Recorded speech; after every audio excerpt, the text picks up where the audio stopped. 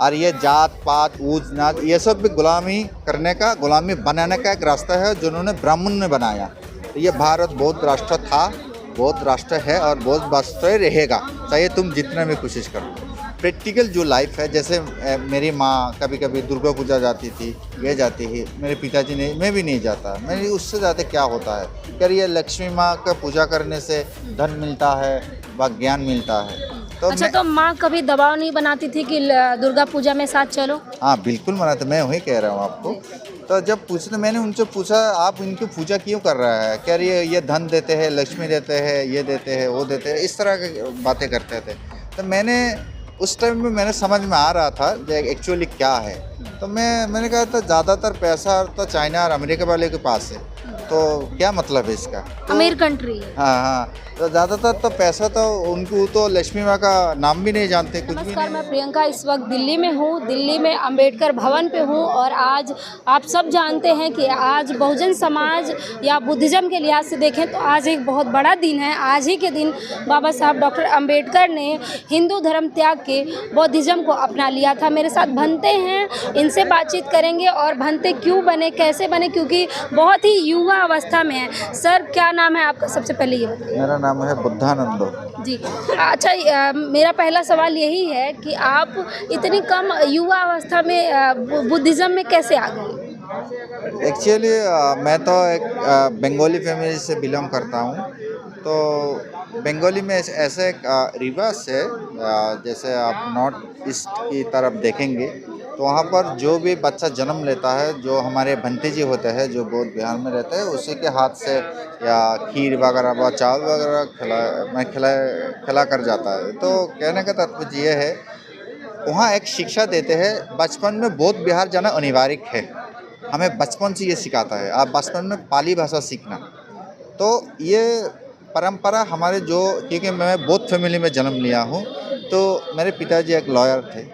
तो उन्होंने ज़्यादातर कोई भी प्रैक्टिकल जो बात है, जैसे लाइफ की जो प्रैक्टिकल जो लाइफ है, जैसे मेरी माँ कभी कभी दुर्गा पूजा जाती थी, ये जाती है, मेरे पिताजी ने, मैं भी नहीं जाता, मेरी उससे ज़्यादा क्या होता है। क्या ये लक्ष्मी माँ का पूजा करने से धन मिलता है व ज्ञान मिलता है। तो अच्छा, मैं, तो माँ कभी दबाव नहीं बनाती थी कि दुर्गा पूजा में साथ चलो? हाँ बिल्कुल मना, तो मैं वही कह रहा हूँ आपको। तो जब पूछे तो मैंने उनसे पूछा आप इनकी पूजा क्यों कर रहा है, क्या ये धन देते हैं, लक्ष्मी देते हैं, ये देते हैं, वो देते हैं, इस तरह की बातें करते थे।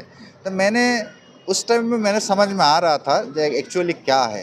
तो मैंने कहा था ज़्यादातर पैसा तो चाइना और अमेरिका वाले के पास है, तो क्या मतलब है इसका। तो अमीर कंट्री है। हाँ हाँ, तो ज़्यादातर तो पैसा तो उनको, तो लक्ष्मी माँ का नाम भी नहीं जानते, कुछ भी नहीं जानते। तो कहने का तात्पर्य ये है, मैंने जो अभी रिसेंट इंटरव्यू में बताया, तो वो मेरे पिताजी जो मेरे को बुक्स दिए थे, कह रहे तुम पढ़ो, तुम्हारे जीवन में जो भी सही लगता है वही पर तुम अपने जीवन को करो।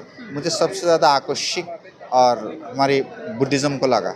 मुझे बौद्ध धर्म में ऐसा हर जगह पर ज्ञान की बात और नॉलेज की बात, और इसमें मनुष्य अगर हम जैसे युवा, अगर यंग जो बनते, अगर समझ गया है क्या है जीवन, तो ये समाज बहुत आगे जा सकता है। लेकिन सर, अगर बुद्धिज़्म की बात करें तो बुद्धिज़्म में लोग कम रुचि रखते हैं, लोग नहीं जानना चाहते हैं। अभी हिंदुज़्म की बात करें तो हिंदू में तमाम लोग हैं जो कांवड़ यात्रा है और तमाम ऐसी चीज़ें हैं जो करते हैं, और बुद्धिज़्म में ये सब नहीं होने के कारण क्या युवा नहीं आ पाते इधर? वो सबसे बड़ा कारण, बुद्धिज़्म में फेक कुछ नहीं होता, प्रैक्टिकल होता है सब। जो जितने भी प्रैक्टिकल, अब आप अगर देखेंगे, ज़्यादातर जो बाकी जो आपने जो कहा जो हिंदू व ये जो ये है, उसमें ज़्यादातर एन्जॉय एंटरटेनमेंट होता है। अगर उससे पूछे ये सब क्या है, तो कुछ नहीं बता सकता वो, तो करिए ना हम ऐसे आए हैं यहाँ पर। तो बौद्ध धर्म में ऐसा नहीं है। अगर बौद्ध बिहार में आप जाएंगे, भंते जी पूछेगा आप मेडिटेशन किया, आप पंचशील लिया, जब पंचशील क्या है उसमें। तो बौद्ध धर्म जो है एक साइंटिफिक रिलीजियंस है, नॉलेज का है। ज़्यादातर एथिस्ट रिलीजियंस है, नास्तिक है। क्योंकि बुद्ध ने कभी ईश्वर को नहीं माना, ना कोई आत्मा को। ना बुद्ध ने कहा यहाँ कोई आत्मा नहीं है, ना कोई ईश्वर नहीं है, ये सब बकवास है, ये सब गुलामी करने का एक रास्ता है, जैसे बाबा साहब ने समझा। ये सब कुछ नहीं है। और ये जात पात ऊज नाच ये सब भी गुलामी करने का, गुलामी बनाने का एक रास्ता है जिन्होंने ब्राह्मण ने बनाया। तो बुद्ध ने 2500 साल पहले पहली बार बताया जो ये वेद जो है कोई ईश्वर की किताब नहीं है, तुम लोगों ने बनाया। मैंने वेद को भी बहुत अच्छी तरह से पढ़ा। हर वेद के पन्ने में, हर वेद की पन्ने में किसी ऋषि मुनियों का नाम है। ये इस ऋषि मुनियों का सूत्र है, जाहिर है ये किसी मनुष्य ने लिखी होगी ये बात, अन्य वेदावत थोड़ी होता। तो हमें इस पर कोई विश्वास नहीं है। बुद्ध ने कभी विश्वास नहीं किया, अब बाबा साहब ने भी विश्वास नहीं किया, सम्राट अशोक ने भी इस बात पर कभी विश्वास नहीं किया। तब सम्राट अशोक का जो आज महान दिन है, इस दिन में हमने आज सभी मिलकर हमारे उपासक जी जितने भी लोग हैं, ये कोई पैसे देकर लोग नहीं आए, अपनी श्रद्धा, अपनी प्रेम, अपनी गुणों के ऊपर उनकी जो आकर आज दीक्षा लिए है। तो वही महापुरुषों का हम जो हमारे पूर्वज थे, हम ये गौरव होकर कहना चाहता हूँ कि हम सम्राट अशोक की वंशज थे। जैसे विदेश में यूरोप में कहते हैं हम सिकंदर की वंशज से, हम सम्राट अशोक की वंशज से, हम बाबा साहब की वंशज से। हमें किसी से डरने की कोई ज़रूरत नहीं है। हमें जो भी करना, क्योंकि हमारे लड़ाई कोई आपस का नहीं है, हमारे लड़ाई समानता का है। हर हाथ जैसा हमारे पास हाथ से चल रहा है, आपके पास है, सारी मनुष्य समान है, यहाँ कोई ऊंच नहीं है। इस बात को पूरी दुनिया को, जो अहिंसा परम धर्म, अहिंसा, हिंसा से कभी समस्या प्रॉब्लम नहीं हो सकता। तो हिंसा छोड़कर अहिंसा से लोग बुद्धि की तरफ जा सकते हैं, ये हमारा मकसद है। बनते जी, एक सवाल है कि भारत के अलावा कौन कौन से देश में गए और बुद्धिज़्म को जानने के लिए? मैंने सबसे पहले श्रीलंका गया, थाईलैंड गया, भूटान गया, नेपाल गया, बांग्लादेश गया, स्विट्ज़रलैंड गया, कतर गया, फ्रांस गया, लंदन गया।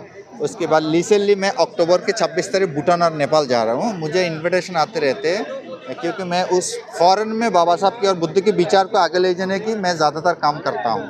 तो आज भी इतना बड़ा महान दिन में मैं तो अभी रिसेंटली अनुमा बौद्ध विहार में रहता हूँ, राजनगर में। तो मैं जितने भी बड़ा प्रोग्राम है, मैंने जितना भी पढ़ा है बौद्ध धर्म को, उतना मैं लोगों को थोड़ा बताने की, समझाने की कोशिश करता हूँ। वो मेरा काम है, डायरेक्शन। बुद्ध ने बताया कोई भी ज्ञान अगर तुम्हारे पास हो, छुपा कर मत रखो, बांट दो उसे। ये बनते जी, आप इतने युवा अवस्था में ये चीवर पहन लिया है, तो क्या मन विचलित नहीं होता है, मन इधर उधर नहीं भटकता है? ये मैंने ऐसे नहीं पहन सकता। ये पहनने के लिए सबसे शिक्षा ग्रहण करना पड़ता है। पहले श्रमण बनना पड़ता है, उसके बाद पाली जानना पड़ता है।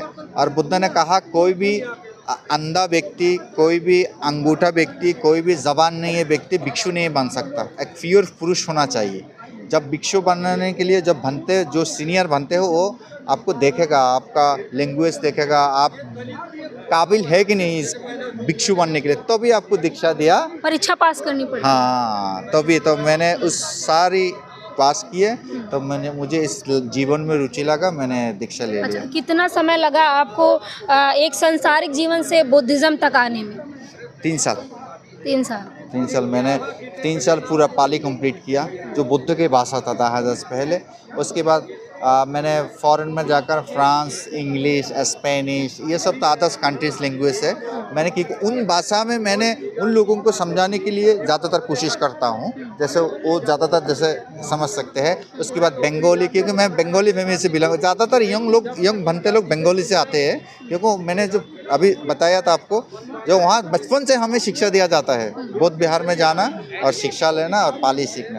तो इसीलिए मैं इस जीवन को ज़्यादातर, इस भनते लाइफ को ज़्यादातर मैं पसंद किया, और इसमें मुझे ज़्यादातर रुचि लगी।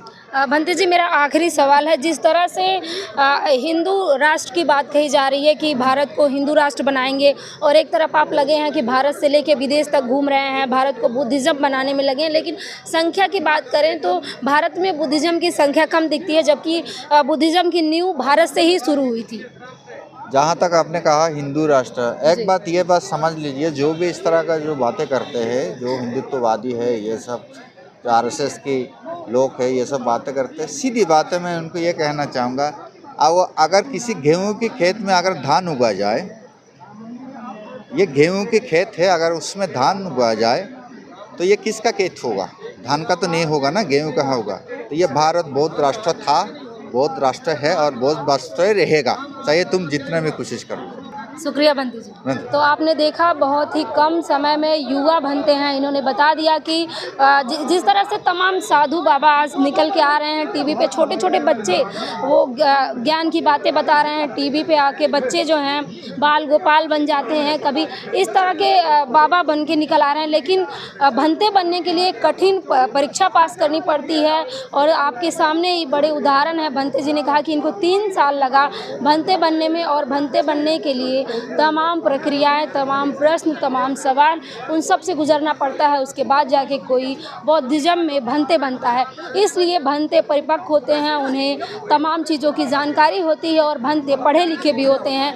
तमाम आप साधु देखेंगे भारत के जो बाबा हैं, पाखंडी हैं, ढोंगी हैं, वो पढ़े लिखे नहीं होते हैं, अनपढ़ गवार जाके ज्ञान देने शुरू कर देते हैं। ऐसे में दूसरी तरफ आप देखेंगे कि बुद्धिज़्म में तमाम भंते जो हैं वो पढ़े लिखे होते हैं, उनको शिक्षा होती है, पहली शिक्षा मिलती है, उसके बाद वो विदेश तक जाते हैं, भारत तक ही नहीं सीमित रहते हैं। और ख़ास दिन इसलिए आज है क्योंकि आज ही के दिन बाबा साहब डॉक्टर अंबेडकर ने धम्म दीक्षा ली थी और 5 लाख अनुयायियों के साथ एक साथ नागपुर से उन्होंने धम्म दीक्षा ग्रहण की और हिंदू धर्म का त्याग किया था। इस वीडियो पे आपकी क्या राय है, हमें कमेंट बॉक्स में प्रतिक्रिया जरूर दीजिएगा। धन्यवाद।